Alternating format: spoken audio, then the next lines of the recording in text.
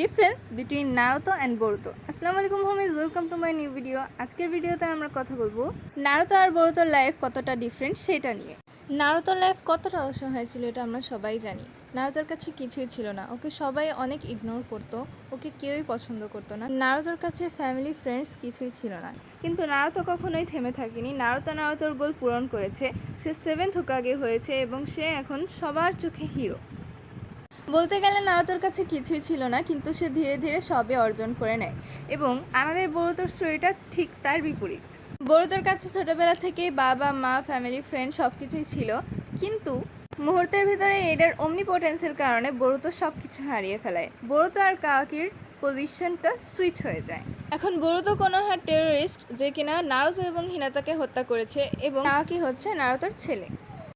তো তোমরা বুঝতেই পারছো, নারুতোর কাছে কিছু না থাকা সত্ত্বেও নারুতো সব কিছু অর্জন করে, এবং বোরুতোর কাছে সব কিছু থাকা সত্ত্বেও বোরুতো ধীরে ধীরে তার সবই হারিয়ে ফেলে। এবং গাইজ, আজকের ভিডিও এটুকুই ছিল। তোমরা নেক্সটে কী ভিডিও চাও সেটা কমেন্ট বক্সে জানাও।